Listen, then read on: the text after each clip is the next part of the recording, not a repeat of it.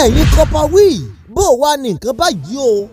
Adire, if it's Adire, so Adire is being produced in Nigeria. We have it in Ogun, we have in Kwara, we have textile industry. Let's put our money back into the country. Bóyá làwọn ọmọ orílẹ̀-èdè Nàìjíríà ò tún ní máa mú òwò àdìrẹ ní títà báyìí o lẹ́yìn iṣẹ́ àkàrà àti kúlíkúlí kákú gbégbé àdìrẹ àkàrà ní títà àti kúlíkúlí kákú mú gẹ́gẹ́ bí iṣẹ́ òòjọ́ wa àbí ọ̀rọ̀ burúkú tòun ti kọ́mẹ́dì.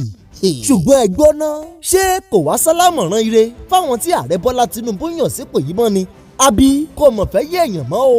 Ọ̀tọ̀ ṣáà ni ohun tí màmá rere màmá kẹ̀ Olúrẹ̀mí Tinubu sọ lọ́sẹ̀ tó kọjá wípé ká gbégbá àkàrà tàbí kúlíkúlí torí èrè gọbọi ló wà lórí ẹ̀. Ẹ tún wá gbọ́ ohun tó di mínísítà fẹ́tò ìdàgbàsókè àwọn ọ̀dọ́ wí o pé káwọn kọpasọ́ọ̀nù wọ́n yí aṣọ kakí wọn padà sáṣọ ìbílẹ̀ tó jáṣọ àdìrẹ.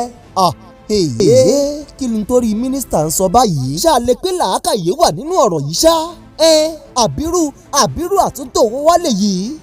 Ṣé kì í ṣọ̀nà tí wọ́n tún fi kówó òlú jẹ kàlùkàlù gbé nǹkan mìṣẹ́nu wúyẹ́lẹ̀ yìí?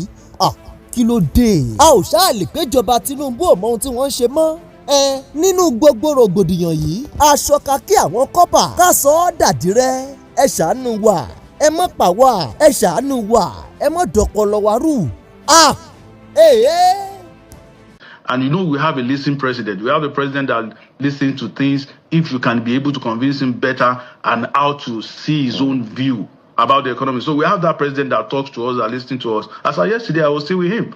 And it's an engagement. And he's also ready to also help us. It's not going to be easy. No reform is going to be easy. Right. But it's a process that we need to start from somewhere.